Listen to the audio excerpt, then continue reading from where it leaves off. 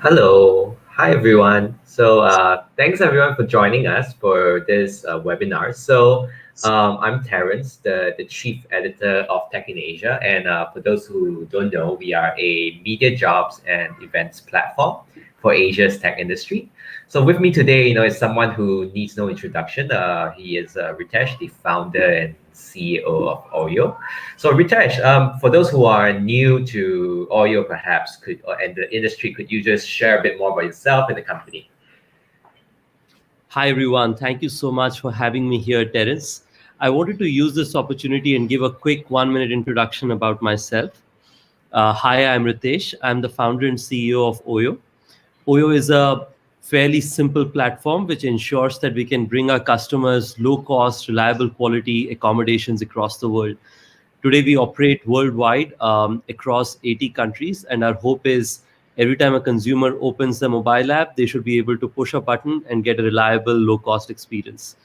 I started the company roughly 6 years back and aspire to build this into a go to platform for customers in the years to come. Great. In the next hour or so, we'll be chatting about everything Oreo. And for the audience here, you can leave your questions in the LinkedIn comment section, and we'll take a look and answer some of them, as many as we can. So great. So let's get started. Obviously, it's certainly been an eventful week for us.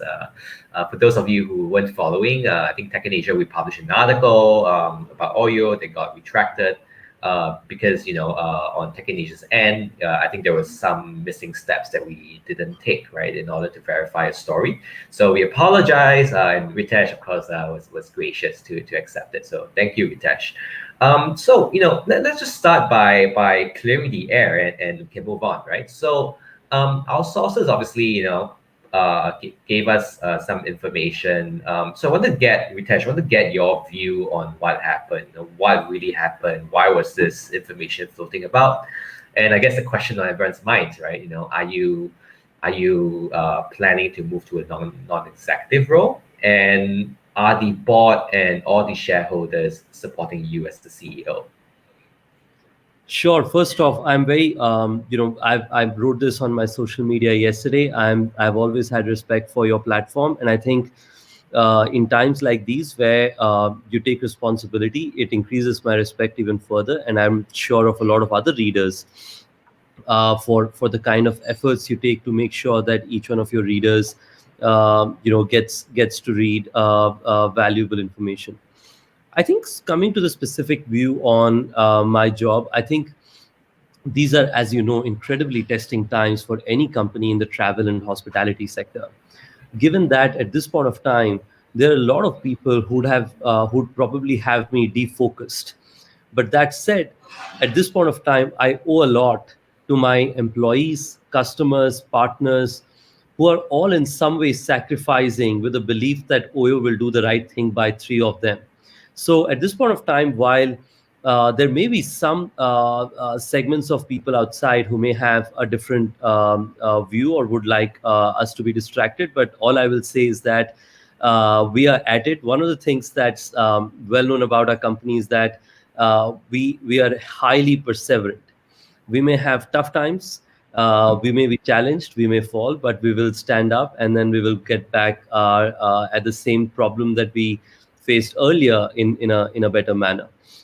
But that said, I'm very thankful to our board, our shareholders who believe in the long-term success of OYO and also believe in me and my management team.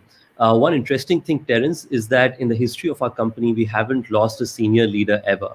We've been able to keep together some of the best talent and certainly very stable across the last few years. I hope we can keep going with the same direction in the times to come. Great. So shifting gears now, and obviously the travel industry is in a very tough spot.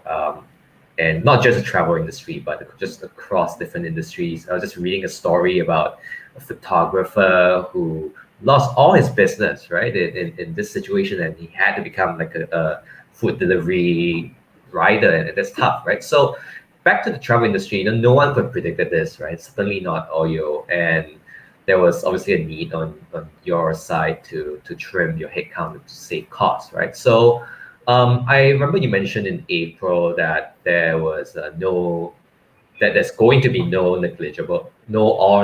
negligible layoffs. So what gave you that confidence to make that prediction, and do you still stand by it?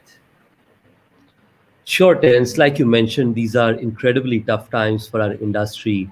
Stories like the one that you mentioned, are very, very emotional.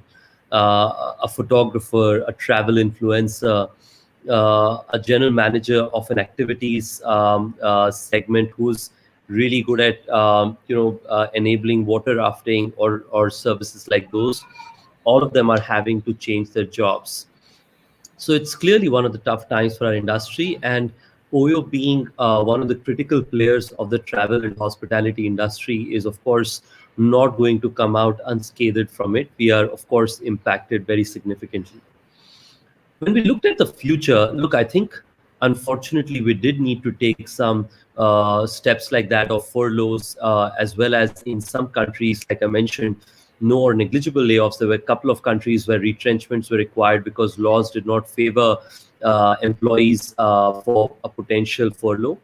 But that said, I think from OYO's perspective, one of the things that I had learned is that the emotional view of having a job is very critical for an employee.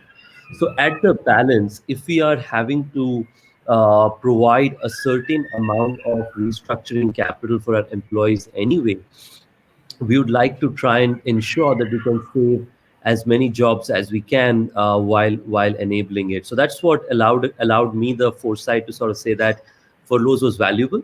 On top of that, some of our peers in the hospitality industry, like Marriott and Hilton, had also considered using furloughs as a way of making sure that there is a path. Even though a lot of us know that it's going to be a long time before recovery, if there is a glimmer of a chance that recovery happens quicker, there could be an opportunity to bring back some people from the furloughs. So those were some of the thoughts. We still believe that that's the place where we would like to be at least for now. But of course, we are still tracking the situation very closely. Yeah, I guess the issue is definitely how long this will last, right? And I mean, given the full recovery of the sector might take some time. And I think oil's income, for example, is still pretty large. And um, I guess the question then is, and we don't know, right? How many of the furloughed employees would have jobs, at the end of the whole journey, right? So what's your take on that? Like how what would you say to, I guess, employees who have been furloughed, right? Or are just kind of sitting at home? Like what are your thoughts on that? Yeah, look, I think this is emotionally as well as physically quite stressful, especially for a lot of Remember that these are sacrifices being made by thousands of young employees, a lot of whom, for the first time in their lives, are seeing what furlough is, and I think I can appreciate how challenging it would be. I would say three things. The first bit is that it's not your mistake. You tried to do everything right. You served the company right in every manner possible. And please do not consider this as your responsibility. Number two is remember that your sacrifice will go a long way in making sure that OYO sees through the crisis. And third, and most important, don't self isolate yourself. Engage more with your ex OYO colleagues, current OYO colleagues, myself, my team members, friends, and so on. And this is the time to seek and discuss rather than that of self isolate. These are three things I would say. But most of all, I would say sorry. I would say I'm sorry that you're having to be in the place you are. I'm truly sorry for your situation. Okay. And I guess one question I guess that maybe people might have would be, there are a range of options you can take, right? The layoff being the most extreme one, and the furlough somewhere between, and a salary cut. I'm curious as a CEO and amongst the management, how do you sort of come to that decision? I understand I think senior executives within OYO got a salary cut. Um, was there an option to extend that to the rest of the company? And what's your thought process on that? Yeah, I think, look, honestly, the number of options are always quite hard in a situation like now. In a place where we are today, every option is a bad option. You don't look at any option and say that this is a great option, right? I mean, every option is a bad option. The question for a CEO or a leader in these times is that which is the least painful option among a series of bad options? And the decisions we took was basically with a view of saying that which is the least bad option among a series of bad options. So the choice was number one, the CEO should take 100% cut in salary. Number two, the executives should take anywhere from 25% to 50, 60, 70% cuts in salaries. Mhm. Number three was that almost all employees take salary cuts. And after that, unfortunately, the last choice is furloughs. So in some way or the other, you begin by saying that you reduce all the controllable costs, then you cut salaries, and then you eventually furlough in a manner in which before you touch the job of any individual employee, you try to do everything possible before that. So there had been company-wide salary cuts. Yes. Mhm. Besides, of course, there are some specific countries where it was slightly challenging to do, which would be less than 1% of the or 2% of the larger scale. Large part of the organization would have had some or the other kind of salary cut impact. Yes, Got it, got it. but of course, And yeah, above a certain salary, there's a basic salary that we've tried to make sure that almost every employee receives. got it.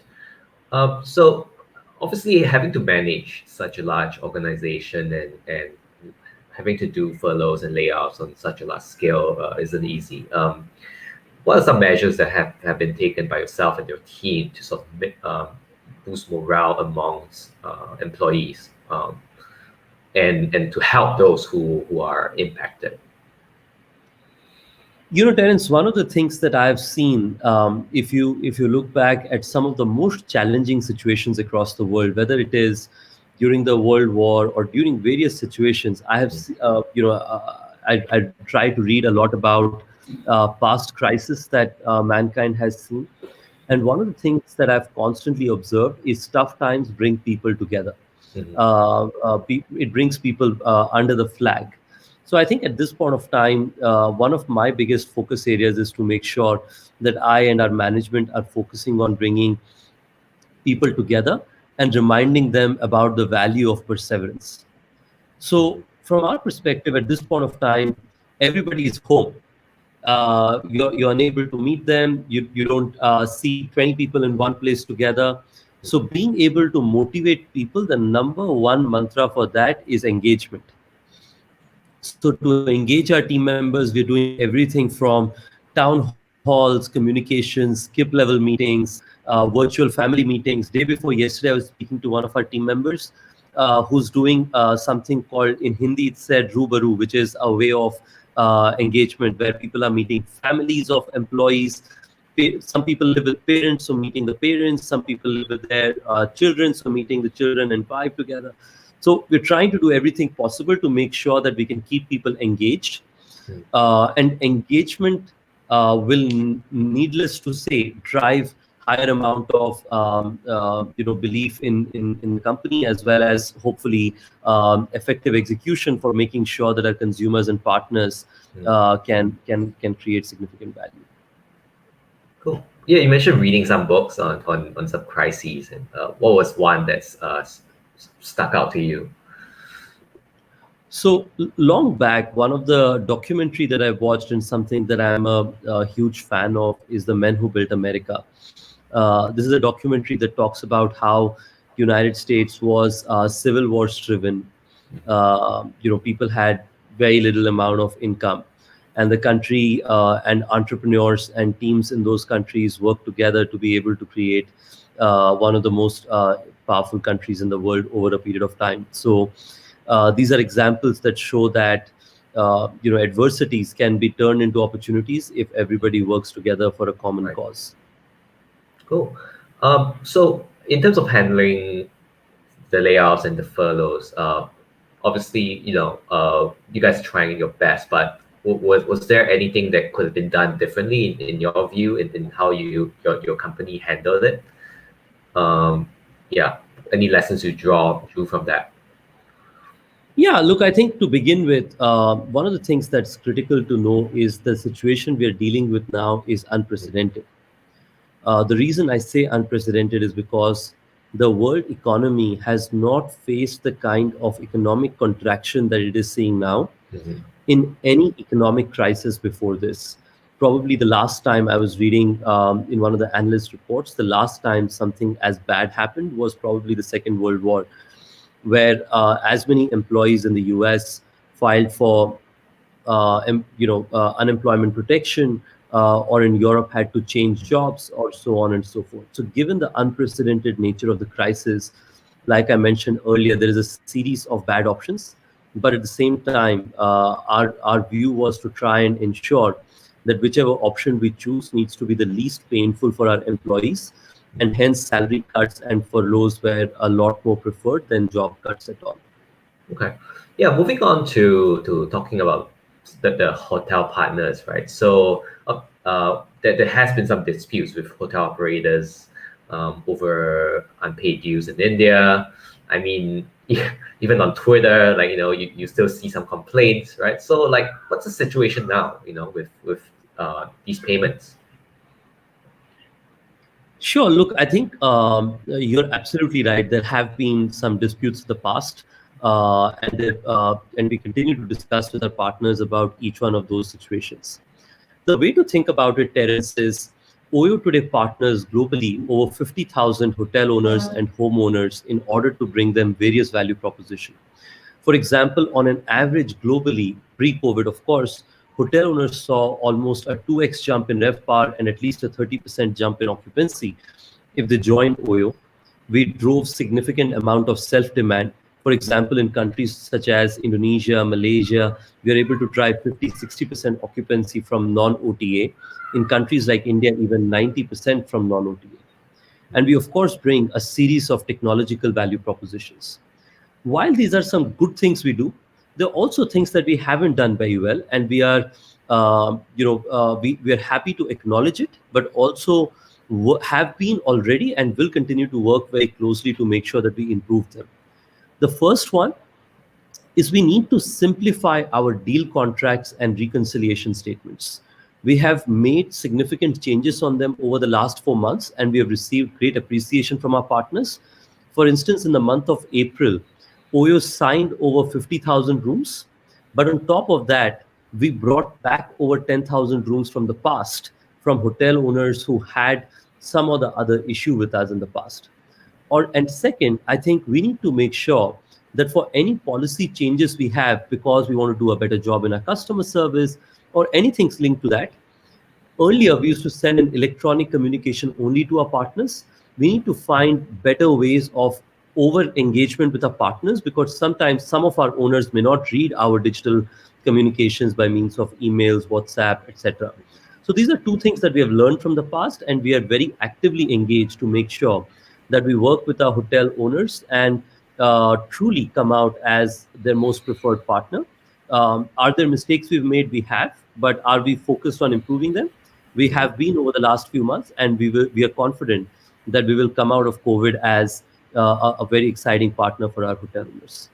Yeah, in terms of over communicating, I guess if they're not reading emails and messages, like how do you make sure they get the message, right? I don't know. Do you have people on the ground doing that? So we have set up what we call is a SAM team, which is a team which is a group of account managers who are working to make sure that they can constantly engage with our hotel owners. Now we have sort of a relationship manager call center group, which primarily ensures that beyond the email communication, they can also have a constant verbal communication with partners by means of phone messages and so on. However, there are some partners would on an SOS situation still require an individual. So our preference is always number one by means of OYO OS based software engagement. If that doesn't happen, by means of verbal account manager engagement. But if Yeah. that doesn't work, then somebody from the ground to also be available. Remember, our company needs to be very operationally efficient, Yeah. and hence we can't have lots and lots of people on the ground, and hence we want to make sure that a person on the ground only gets the most important challenges for the partner side, and then can spend most of their time focusing on the customer side for the problems that our consumers may face, and ensure that each of our customers has a good experience. Mhm, mhm. Back to the question, like in terms of the unpaid dues, like what's the present status of those? So I think from a perspective of our partners, we have been able to make sure that wherever there are no disputes, all the Mhm. payments have been cleared. And if there are any disputes, there are clear amount of IDs or ticket numbers that are given to our partners. We intend to work with each of our partners and make sure that we resolve those disputes amicably in the times to come. Okay. Okay, so coming to the customers, right? So obviously we're hearing about OYO's focus on growth and growing number of rooms, number of hotel operators.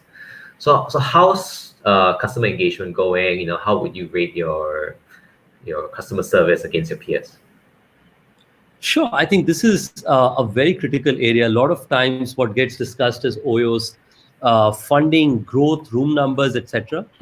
But we are what we are because of millions of customers who choose to come and stay with us every day. Just in Southeast Asia, for instance, there are millions of customers that choose us. And not just that, OYO has been able to make sure that we get in markets such as India 75% of our revenue, in markets such as Southeast Asia, roughly 60% of our revenue, just by means of significant amount of repeat rate from our customers. These are all repeat percentages that we typically see. On top of that, I think one of the things that we take very, very close to our heart is ratings. Mhm. Within our ratings, what we have seen is a very interesting trend. Our average rating in Southeast Asia is 7.9 or 7.95 versus that of our competitors, which would be in the range of 7. Remember, every point swings your revenue elasticity in a Yeah. massive way. And on top of that, I think in terms of the number of hotels that we have rated over 8 would be probably higher than most other players by a margin. So from our side, the biggest focus is the large amount of customers who use us, right from youngsters, couples, SMEs, families, and so on and so forth. How do we constantly bring them low cost, reliable, ubiquitous experiences? If you drive around Jakarta, it's very hard to miss an OYO signage. If you drive around Kuala Lumpur, Bukit Bintang district, and others, it's very hard to miss an OYO hotel. So for me, what's important is making sure that every time a consumer walks in inside the door of one of the OYO hotels, if we serve them an experience that 90% or 80% of our revenue keeps coming from repeat like it does in India, and 60-70% in Southeast Asia, I think we would have done a great job. Yeah. And I guess one question on the partner side I have is that how do you sort of make sure align the partners with I guess your objective, you know, of serving customers, right? Because I think some hotel operators, for example, maybe you know they see this as like a side business. They are not very serious about it. It's just a way to make a simple living. Like how do you like encourage them, or those guys are not your target partners? Yeah, no, that's a very important question, Terence. And OYO was created for this cause. OYO was created for the cause that a lot of people earn money through their lives and use those savings to be able to buy that one hotel or one guest house, hoping to make some income out of that. But they do not know how to generate yields from that small 30, 40 room hotel. And they are always worried, saying that, hey, well, this may be a good investment, but it doesn't make any money for me on a monthly basis. So OYO was created with that perspective. We genuinely believe that for us to be successful in the long term, we need to learn from some of our past mistakes and ensure that we work with our partners and align them fully for OYO's as well as its customer success. So, for example, we started a program called the OYO Relationship Building with our partners, wherein one of the things that we did was every partner, we ran 2 3 hour sessions with each team member across OYO, going and speaking to the partner, understanding their problems, and making sure that we shared solutions to their problems and we shared the problems that we or our customers face and gave them a path to be able to resolve them and the value they can also create. The only way this relationship works is if our partners are successful and if we are successful together. And from our perspective, have we made some mistakes on that? We have. But are we fully committed to make sure that we repair? And while we are already the best choice for our hotel partners, for instance, in Southeast Asia alone, we would have over 2.5, 3 times the number of asset partners than our competitors. But even then, do we need to do a better job at it? Absolutely. But we are confident we will be able to get there. Great. So moving on to cash, the cash flow is king, right? And if you have no cash, the business dies, right? So do you have enough money right now?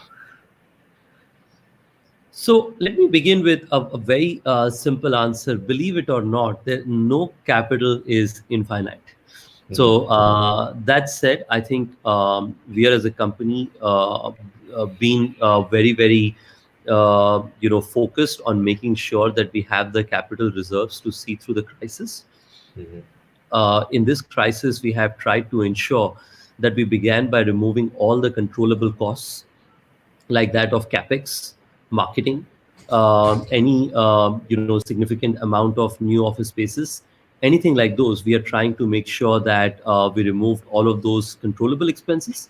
We followed that with some of the furloughs, and we try to ensure that we help the employees with ex gratia, healthcare benefits over the next 4 5 months, ensuring that school children's fees are paid for the next 4 5 months, even if people are on furlough, and things in that order. But that said, I think all of those have gotten us to a place where we have the path to see through the crisis. Our company has, across our group companies, a little over $1 billion in liquid cash available with us.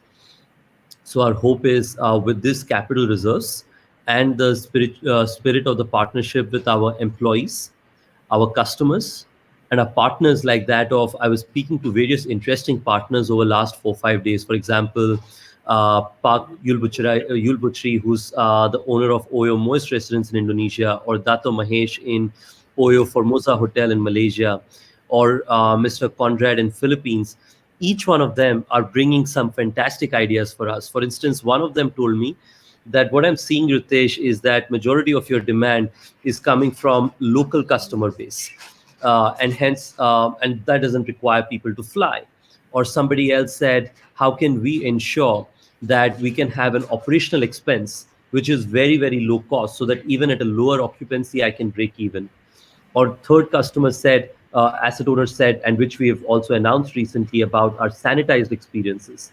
So from our perspective, if we constantly listen to our partners and customers and make resolutions, we will not just see through the crisis, we will hopefully come out stronger on the other side of the crisis.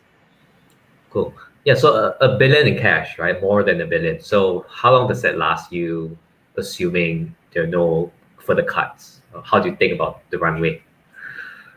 So this capital should see us at least beyond 3 years from now, which 3 years. is yeah. But I think that said, in times like now, we need to constantly keep an eye on how the situation evolves, because the 3 years also considers a significantly reduced revenue, but it considers some revenue at all.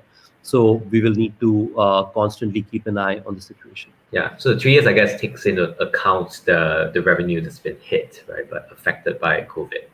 Got it.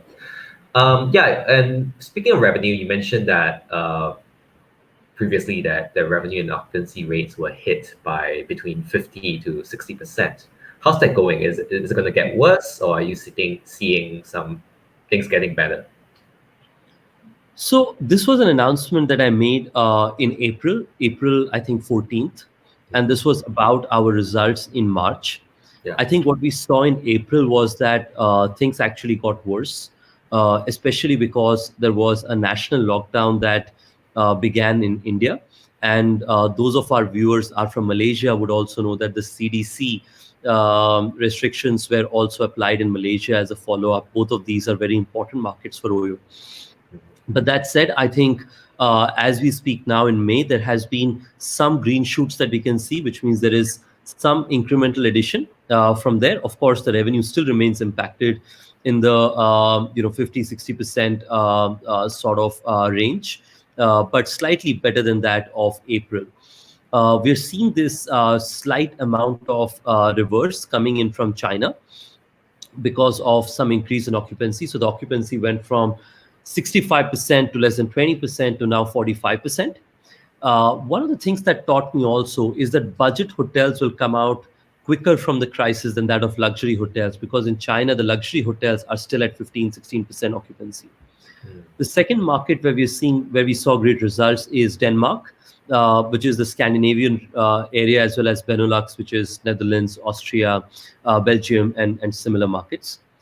We are seeing in Southeast Asia, Vietnam has fully opened up, and that's leading to some positive results. Even though the CDC restrictions have been extended to next month, some parts of the hotel business in Malaysia have opened, and we are seeing some positive results from there. But that said, India, of course, remains highly impacted because it's still under national lockdown. But yesterday it was announced that airlines will open in another week, so we hope that that will bring some incremental benefits for us. But we'll see how that comes about. Yeah. Yeah. Um, yeah, it's interesting to mention that budget hotels, right, are likely to recover first than luxury hotels.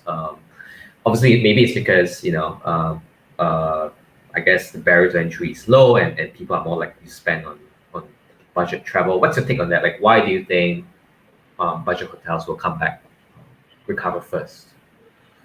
So, first off, I think this is backed by data, which is not just in this crisis. If you look at any crisis in the past, whether it is SARS crisis or any of the economic crisis, almost every time the economy hotels come out first. That's because of multitude of reasons. The first bit is, and that is specific to this crisis, is budget hotels are more frequented by younger people, and younger people are slightly more risk averse in a situation like now to be able to go out and visit versus that of people who are slightly older. Hmm. The second is it's also to do with requirement. People who are younger need to actually go do their jobs, earn some money constantly, versus rich people or people who are wealthy who go to luxury hotels, and others can choose to stay out longer. And I think the third and the most important is relatively the people who stay at budget hotels are also slightly more adventurous. So I think some of those things combine for economy hotels to get initial bump up. But the last thing is that, look, this is not just an economic, this is not just a pandemic, this is also an economic crisis. We are seeing corporations across the world cut travel budgets, and hence, if any employee needs to at all stay at an accommodation, companies would say that get a reliable experience, but a reliable experience at the lowest cost. And OYO is a sweet spot in that kind of segment. Yeah, great. It's interesting. So looking at the right now the revenue situation and the I guess the bottom line, I think yeah, it was mentioned in the previous financial results that you guys released that OYO saw a net loss worldwide and in India. I think the global net loss, I think, obviously was attributed to the expansion in China, right? So, I guess my question, and I think there's a question from the audience from a hotel operator in Singapore asking about your take on widening losses and how it can be sustainable, right? So, what's the sort of path to profitability for you guys? Um, and obviously, in this situation, it's going to take longer, right? So how's that looking? Sure. Look, I think I will answer first for OYO and then also replicate for our friend Jackson, whose question is from Singapore. I think for OYO, first off, we have issued our financial results publicly every year. You can just search it as Annual Report OYO. Within that, you will see that OYO India has had 4 clear years of improvement on net losses from minus 40% to minus 20 to minus 14 last financial year. So we are constantly improving. Of course, COVID has had a significant impact in the current financial year. But that said, I believe outside of that, OYO India will continue to see a path towards profitability. About OYO China, I think that's clearly was a new market and we were investing in growth. But even there, in the years to come, we will see some potential improvements. I'm very confident about it. And the reason is our business, like any other technology-enabled business in the hospitality segment, is a fixed cost business. So you have a fixed cost. If you're able to generate even a little bit of revenue ahead of that, you'll be able to hopefully get close to break even. So our cost structures are more or less stable, but our hope is we can bring back recovery of revenue over a period of time in the COVID crisis. Yeah. Specific So to yeah. the question from Singapore, I think my answer is very simple. In today's world, the first thing that you need to do as a hotel operator is, look at your costs. So all the future capex that you are investing in, please try to keep those on pause. Any kind of expenditures that you were considering that you were going to make for a longer term, try to keep them on pause. Speak to your banks, make one-time restructuring of your loan so that your hotel can get the time period to see through the crisis. But beyond all of that, be very focused on hygiene and cleanliness, and ensure that on OTAs, on your corporates, your travel agents, email and reach out to everybody to say that how much you're focused on customer service and cleanliness, to ensure that whatever occupancy that comes in your neighborhood, you are among the first ones to receive the demand of those. Those would be my thoughts. Yeah. Cool. So I want to go back to fundamentals. Let's assume there's no COVID, right? And like looking at sort of uh, the per room revenue, as well as the how efficient you're sort of containing costs and maximizing the revenue cut from your partners and OYO subsequently. What's the path to profitability? Like, were you guys on track? Like, what was some things that needed to be tuned specifically in the India market, right, for it to be profitable? Like, what do you think was the gap that you had to fill? Sure. I think, generally speaking, I think for us, the view is fairly straightforward. I think our business requires two sort of segments to do well. The first segment is making sure that our key stakeholders, which is consumers, partners, and employees, are enthused about the opportunity that we are building, which ensures sustainability of profit, even if that happens. And the second one is to make sure that you're constantly able to generate a higher amount of revenues with not so much growth in costs. In India, we had been able to deliver that over the last 4 years, and we were also able to see through a couple of months of sustainable break even. But that said, I think our view was to constantly make sure that we create that at significantly larger scale over a period of time. And pre-COVID, we were absolutely firmly in the path of it. But the area where my biggest focus has been is to build stronger sustainability, which is to ensure that our consumers, our partners, and our employees have been very, very have been very, very interested, as well as believe in the OYO mission in the times to come. And not the 90%. A lot of time founders miss the reality by sort of saying that 80 or 90% of my customers are happy, or 80 or 90% of the partners are happy. That's okay when you're a small scale business.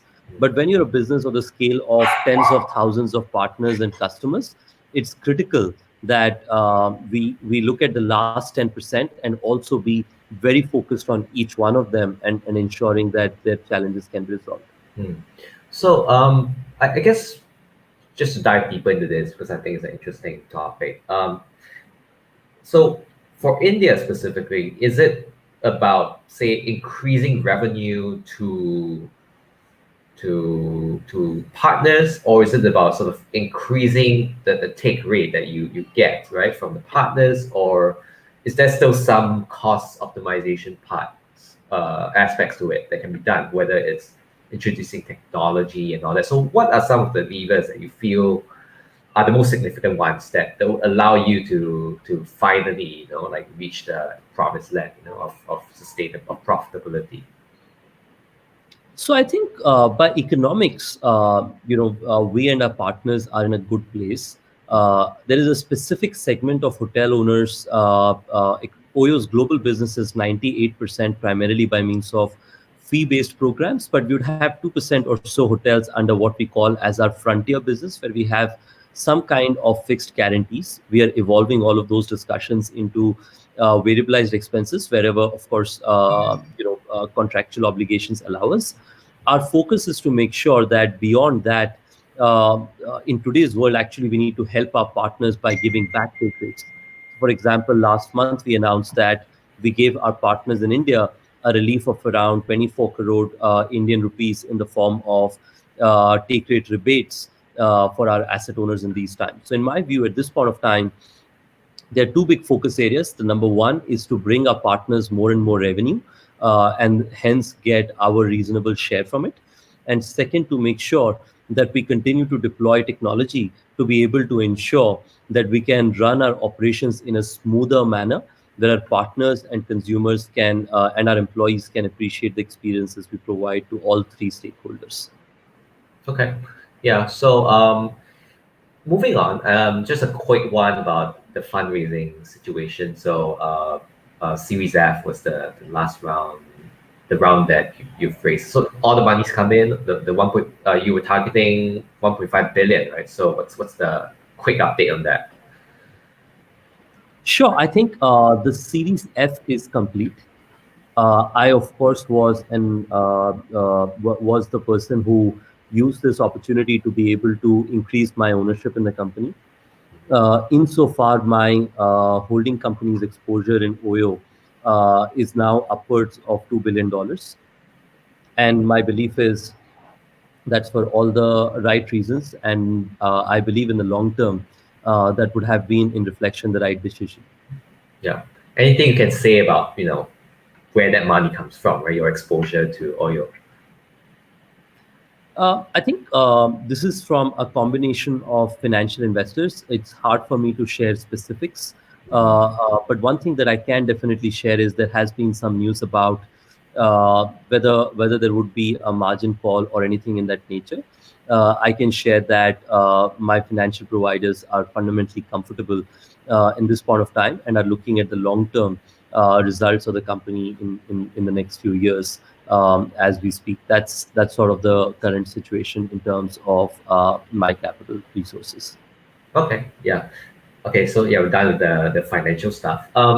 So I think I want to jump to the future. I think that's where what I'm interested to know, right? So, and I think that there were a lot of questions asking about oil moving forward, right? So let's talk about that. So I think COVID is going to be with us for a long time, right? And it's no flash in the pan. I think it will probably fundamentally alter the way we behave, the way we transact, the way we travel, right? So maybe let's go broad and talk about this. Like, how do you see travel evolving and changing in the future? In this new normal, so to speak. Yeah, I think my perspective is the first thing that I think will change is that local destinations will be a lot more popular than international. So I was speaking to some people in Malaysia who were saying that I haven't visited so many places in Malaysia until now. I would much rather visit within country than visit multiple geographies, because people would be worried out of international travel and the risks that brings in terms of the airline visit. The second thing I believe is the same city staycations will become a bigger opportunity. which means a lot of people live in small houses in South Asia, Southeast Asia, and few of the geographies around here. And hence, we see that a lot of people will try to travel within the same city to be able to sort of get some kind of a timeout.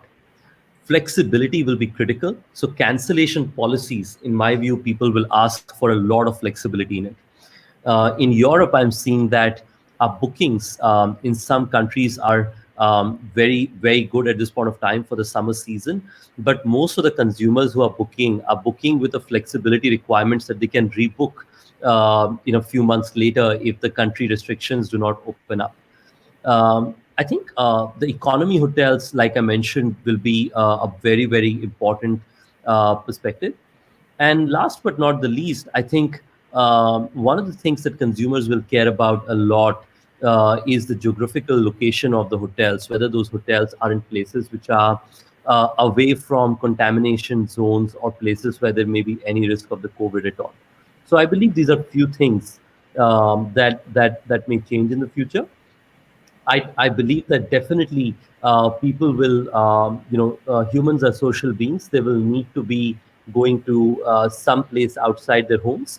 But whether they will travel to another country for holiday or another town in the same city where they can drive, that's somewhere where my belief is the latter is what is going to happen. Yeah, and I mean, if you live in a big country like India or Indonesia or where Philippines, for example, there's just so many places to go, right? You don't even need to leave the border. Um, so, so coming down back to the hotel operators, right? And I think there's a question about that. And I think obviously with COVID and things, governments, regulations being enacted to sort of ensure more sanitary practices and more cleanliness, that is probably going to impact the cost structure of these budget hotels, right? And costs are just going to go up.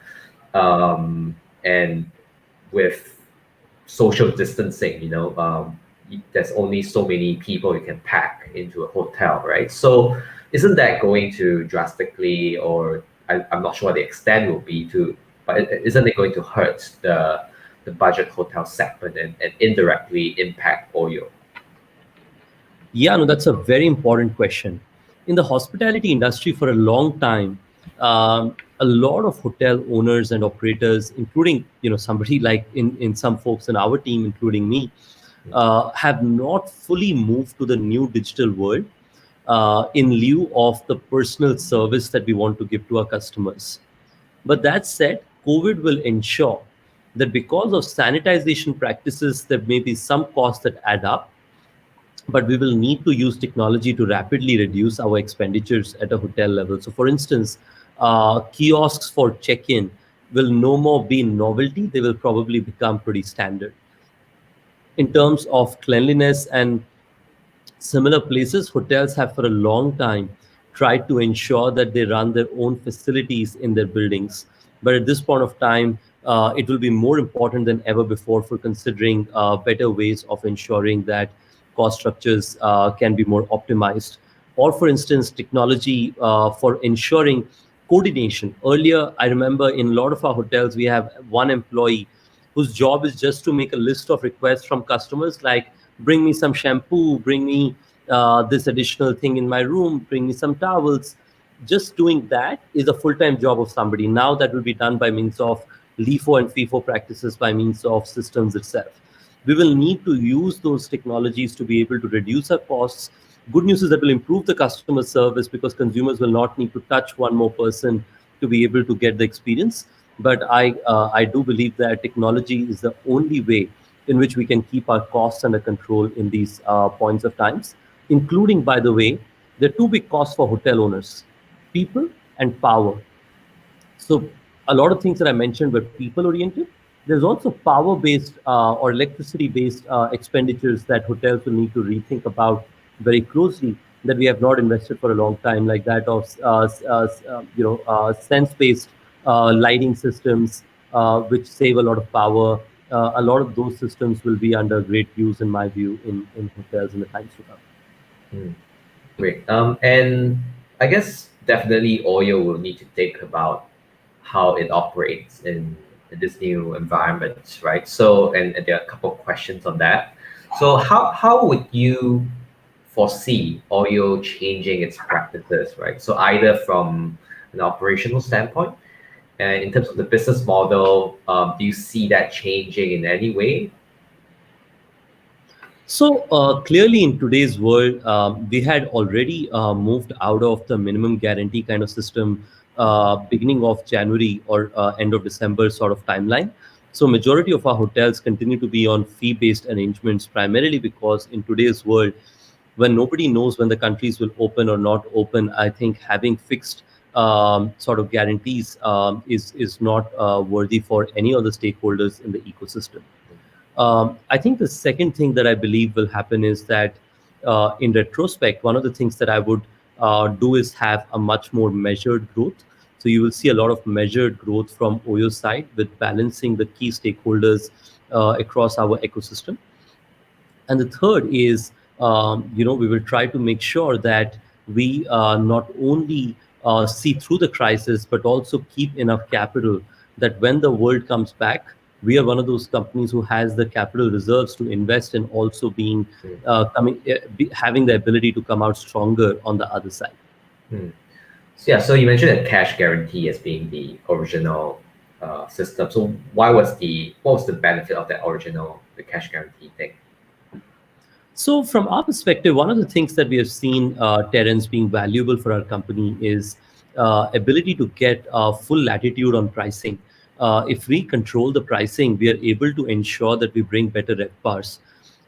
We've seen that hotel partners who give us the full latitude and flexibility of pricing, we bring over time 44% higher RevPAR and 55% better occupancy than the hotel partners who do not provide us entire latitude. Yeah, So we saw guarantees as a way of bringing our partners fully attuned with our yield management model, uh, especially when as we began in some of our countries. But as we were able to bring that kind of occupancy jump, we were able to go back to our partners and say that now that we've already delivered a jump on your RevPARs, we do not need to keep the guarantees. And some asset owners who were unwilling to give us a full latitude, even with the guarantees, we were able to tell them that this guarantee was there to give you a confidence to give us latitude on pricing. If we don't get it, how do you expect us to continue giving you guarantees?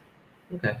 And just so we're sort of wrapping up. So talking about I think the lessons learned in the past few months, right? And you mentioned that maybe on hindsight you have taken a more measured approach to growth. Um, was there like sort of investor pressure, right, to sort of push you to expand, and that relates to the whole China experience of expanding rapidly there. So like how would you have managed that? Um, I guess the mentality, the mental aspect of it, the psychological aspect of it, to sort of rein yourself in, right? And rather than grow, like what were some ways to sort of get yourself to go on a measured growth path as opposed to just going all out, I guess. Sure. I think, look, from our perspective, I and our management sort of saw that we had a business model that was working in India, Southeast Asia, some parts of Europe, primarily in the UK, and some other geographies. And that made us feel like, well, this is an exciting opportunity, and we can bring this service to tens of millions of other customers and hotel partners across the world. That was the primary reason and conviction of aspiring to grow at the pace that we did. And in this period of time, we are very thankful that we were able to serve tens of millions of customers, 50,000 plus hotel owners and homeowners, and so on. There were learnings at the end of last year. We took those and said that in 2020 we will use those learnings to be able to become a more healthier and a better company, and that's what is the path towards what we were marching upon. Of course, until COVID put a pause on some of those plans, and hopefully, as the world comes out of COVID, restrictions, we will continue rapidly in the path of becoming a stronger and a better company. What were some of the learnings you gathered at the end of last year? So, like I said, I think some of the learnings were probably based on three parts. I think the first bit was further using technology with a geographical perspective. So, OYO OS is a fantastic product. It has changed the lives of asset owners in lots of countries across the world. But there are specific use cases for our hotel partners in, let's say, the United States or in Japan, that we could have made sure that we had preempted and built better within those product experiences. For our customers, we could have made sure that getting an experience that was truly reliable for 100%, not 99.5% customers, could have meant taking some additional steps as we are taking now, which includes ability to train the entire ecosystem better, ability to make sure that one customer having a problem is seen as an evil situation for every stakeholder rather than one customer being just a problem situation for us to improve on. It's not a data point, it's an emotional problem that the whole system should face if any customer doesn't have a good experience. Or, for instance, in our employees, that is, at the scale in which we grew, we added maybe 3 4 times the size of our team members. And how do we make sure that at that scale we could potentially transfer the values and the cultural principles of our company with each one of them?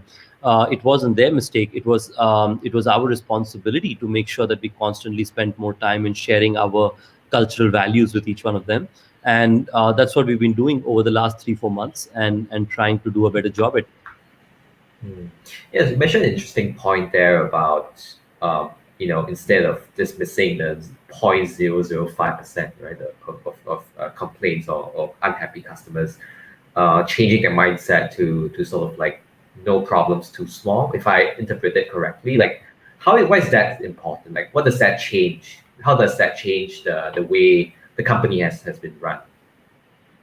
Yeah, I think it has meant significant changes. For instance, an asset owner is asked to leave the system if there are more than two customers who faced a significant form of check-in experience problems, which has meant that we may have lost some supply. There's some hotels or cities where we've seen that the OYO reliable experience was just too hard to be able to bring. So we've had to unfortunately part ways with them. We've had to make sure that each one of our CEOs is speaking to each one of our customers. Every day they speak to some customers, and I think we are very focused on making sure that every day we speak to some customers and learn from them. Yesterday, I spoke to our leaders about customers in Netherlands late in the evening, customers in Indonesia and Malaysia earlier in the evening, and customers in India in the morning.